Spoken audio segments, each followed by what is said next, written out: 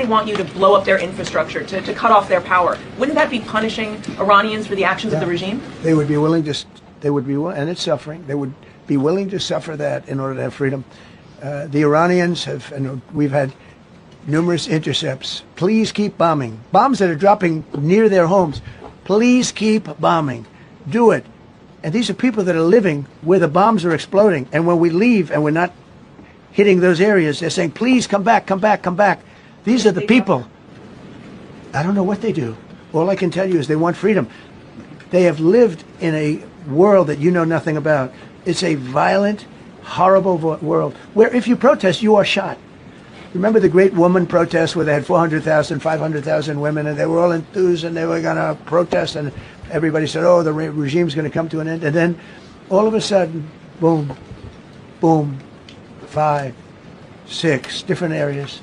A woman would go down right between the eyes. They had snipers. They had 5 snipers. That's all it took. And those 400,000 or 500,000 women said, oh, my God, what's that? Oh, look over there. What's that? A woman shot right between the eyes. And after 5 or 6 of them go down, then you start hearing the purr through the vast number of people. And then they said, oh, my God, who would do that? And they're incredible people. But they've lived so horribly. They've lived so horribly. You know, Iran was a great country if you go back 25 years ago or so. The Persian people, they're incredible, smart, brilliant, actually.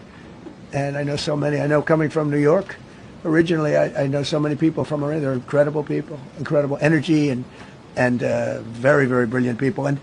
But when you're standing in a group and protesting and you have a woman, in the case of a woman, remember the Great Woman March, everybody was saying, oh, this is the end of the country. And then snipers selectively picked. Every single one was shot right between the eyes from a long distance. They were on top of buildings. Nobody even knew where they were, where they're coming from. This wasn't like a machine gun, which is also very bad. They've done that too. They did that recently. This was snipers sitting on the top of buildings, aiming and hitting women. And when they see people go down, and all of a sudden there's a riot in the reverse direction, and they never came out again. And a lot of the news doesn't talk about it. They talk about, oh, women's rights. You want to see women's rights? You're not going to see it there.